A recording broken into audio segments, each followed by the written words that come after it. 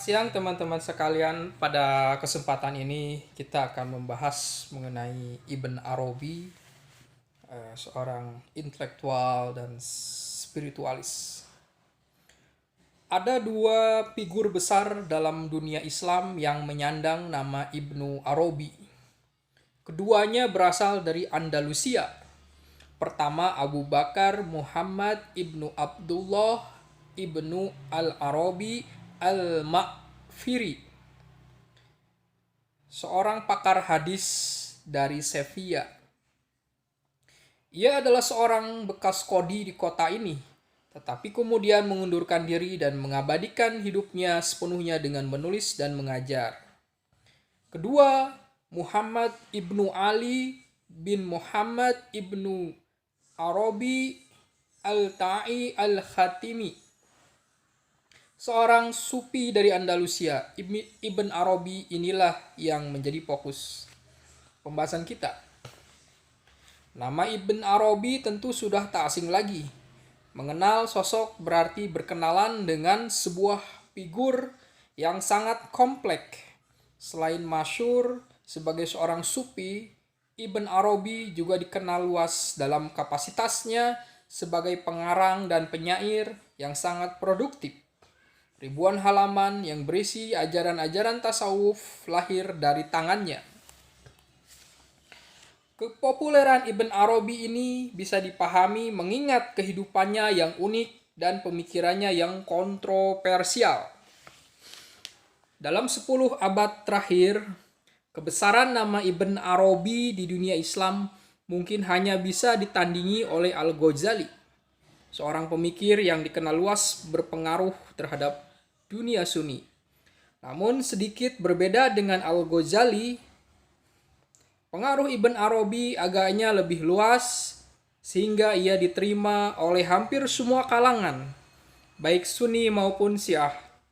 Karakter ajarannya yang memiliki keunikan dan orisinalitas tersendiri memberi dimensi lain pada pemikirannya. Ibn Arabi lahir pada 17 Ramadan 560 Hijriah atau 28 Juli 11 tahun 1165 di Murcia, Spanyol bagian Tenggara. Tahun kelahirannya yang bertepatan dengan tahun wafatnya Sufi Syekh Abdul Qadir Jilani menimbulkan spekulasi bahwa Ibn Arabi memang dilahirkan untuk menggantikan kedudukan spiritual Syekh ini, yang dikenal luas di dunia Islam sebagai seorang wali atau kekasih Tuhan. Ibn Arabi lahir di tengah situasi Andalusia yang tak menentu. Peperangan dan pemberontakan menjadi ancaman yang sewaktu-waktu muncul ke permukaan.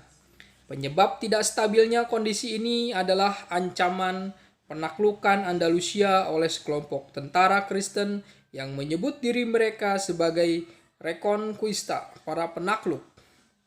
Upaya Reconquista yang dimulai dengan penaklukan Toledo pada 1085 oleh Alfonso VI dan berlangsung dengan penaklukan Saragossa pada tahun 1118 dengan segera mendapat tanggapan keras dari dinasti Almoravidun yang berkuasa waktu itu. Perang dan perebutan kekuasaan sejak awal Almoravidun berkuasa hingga kemudian digantikan oleh dinasti Muwahhidun. Sejak itu selalu mendominasi sosial politik Andalusia. Di tengah suasana itulah Ibn Arabi tumbuh berkembang dewasa. Ibn Arabi beruntung lahir di tengah keluarga terpandang. Ayahnya adalah seorang pejabat tinggi istana Al-Muwahhidun yang terkenal saleh dan terpercaya. Ia menduduki jabatan sebagai orang kepercayaan istana berturut-turut pada 2 masa kepimpinan, Abu Ya'qub Yusuf dan Raja Al-Mu'min III, kemudian Abu Mansur Al-Mansur. Sedangkan dari pihak ibu, Ibn Arabi memiliki paman yang menjadi penguasa di Tlemcen bernama Yahya Ibn Yugon Al-Sanhaji. Hidup di keluarga terpandang menjadi anugerah tersendiri bagi Ibn Arabi. sekaligus memberi peluangnya untuk tidak terlibat dalam suasana politik yang saat itu tidak menentu. Meskipun Ibn Arabi berpeluang menjadi pejabat pada zamannya, ia tidak memilih jalan itu.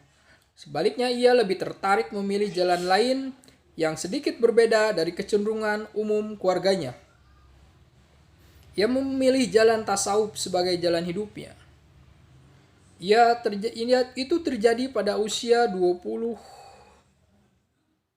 ketika Ibn Arabi akhirnya bertobat dan memilih meninggalkan semua atribut sosialnya untuk menjadi seorang sufi.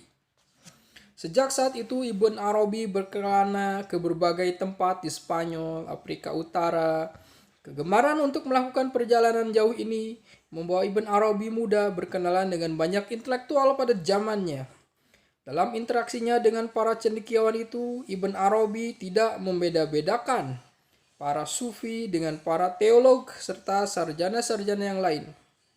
Semua orang yang bisa ditemuinya dijadikan guru dan sahabat untuk terus memperkaya wawasan dan pengalaman religiusnya. Tidak heran bila guru-guru Ibn Arabi sangatlah banyak dan mencakup banyak mazhab dan aliran. Kena pada usia 28 tahun pada tahun 1193, untuk pertama kalinya Ibn Arabi mengadakan perjalanan keluar semenanjung Iberia. Pada tahun itu ia pergi ke Tunis dan di sana ia belajar kitab Khal al-Nalayan yang dikarang oleh Ibn Qasi, pemimpin sufi yang memberontak terhadap dinasti Murabitun di Algarve. Ibn Arabi menulis sebuah ulasan atas kitab ini yang memperlihatkan kekagumannya kepada Ibn Qasi, sekaligus kekecewaannya karena ternyata pengarang Khal an-Nalayan itu seorang pembohong.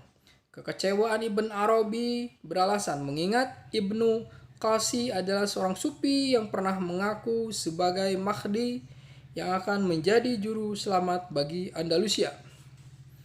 Pada tahun yang sama pula Ibn Arabi mengunjungi Abdul Aziz al-Makhdawi, seorang guru sufi yang sangat dihormati Ibn Arabi lantaran kedalaman wawasan tentang filsafat dan tasawuf. Dari Al-Makhdawi, Ibn Arabi mempelajari karya Ibn Barazan yang cukup monumental, kitab Al-Hikmah. Seperti halnya Ibn Qasi, Ibn Barazan dikenal luas sebagai seorang sufi yang suka memberontak terhadap penguasa setempat. Ia terlibat konflik dengan penguasa Murabitun karena ajaran-ajarannya yang dianggap menyesatkan.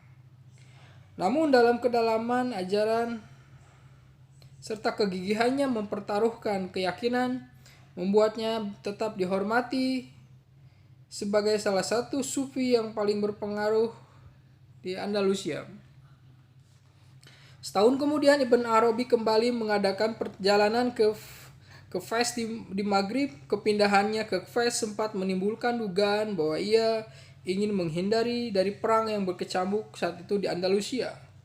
Namun menurut adas kepindahan ini sebenarnya lebih bersifat spiritual, karena Fes saat itu merupakan tempat berkumpulnya para guru sufi di Afrika Utara.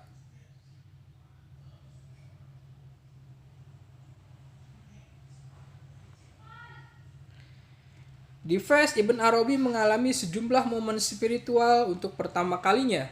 Ia mencapai suatu kedudukan spiritual makom yang memungkinkannya untuk mengetahui apa yang akan terjadi di masa depan. Keistimewaan ini diistilahkan dalam tasawuf sebagai karomah. Kemudian Ibn Arabi mengetahui situasi sosial politik Andalusia saat itu tanpa perlu menyaksikannya dengan mata kepala. Di Fes pula Ibn Arabi mencapai makom cahaya, sebuah makom yang memungkinkannya mengetahui hakikat ruh dan benda. Catatan saya dari Di Fes pula Ibn Arabi mencapai makom cahaya. Pencapaian spiritual ini disempurnakan oleh sebuah makom lain yang diperoleh di Fes, yaitu makom pana atau peniadaan diri. Makom ini Ibn Arabi merasakan seluruh dirinya diselimuti oleh cahaya dan lebur di dalamnya. Selama tinggal di Fes, intensitas pergaulan Ibn Arabi dengan para ulama dan sufi pada zamannya juga meningkat pesat. Dua tokoh sufi yang telah lama ia ketahui ajarannya sejak di Andalusia yaitu Abu Abdullah Al-Dakok dan Ibn Hirzim. Di Fes, Ibn Arabi juga bertemu dengan ahli hadis Muhammad Ibn Qasim Ibn Arabi Ibn Abdurrahman At-Tamimi Al-Fasi. Al-Fasi bukan ahli hadis biasa. Ia juga seorang sufi yang memiliki reputasi tinggi di kalangan kaum Maghribi. Dalam pertemuan disebut Al-Fasi menyerahkan sebuah khariqah kepada Ibn Arabi. Khirqah adalah sebuah jubah yang pakaian khusus yang biasa dikarenakan oleh seseorang sufi untuk menunjukkan derajat spiritual mereka. Dalam tradisi tasawuf, pewarisan khirqah dari satu sufi ke sufi yang lain menandakan bahwa kedua orang tersebut telah terikat secara spiritual dalam hubungan guru-murid, dan inilah yang diwarisi Ibn Arabi dari Al-Fasi.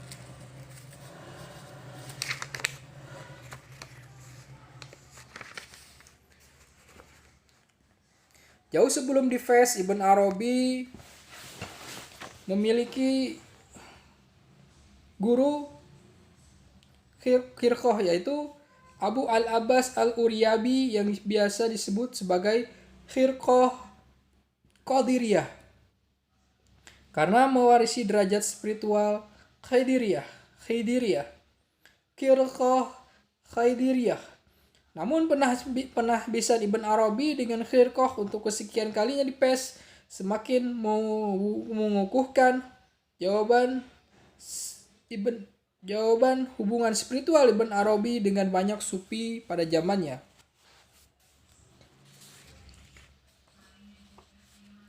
Hubungan Ibn Arabi dengan para sufi sebenarnya lebih sebuah persahabatan daripada hubungan hierarkis yang formal. Para sufi menjadi sahabatnya seringkali bukanlah para sufi yang terkenal dan memiliki otoritas spiritual tertentu dalam lembaga tersebut.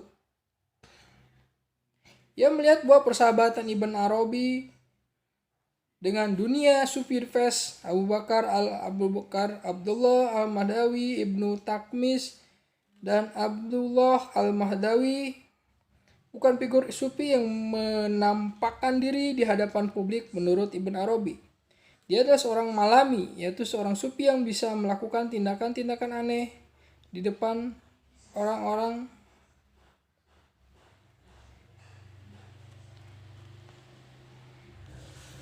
Persahabatan demikian menjadi bekal Ibn Arabi dalam perjalanannya menuju Fes.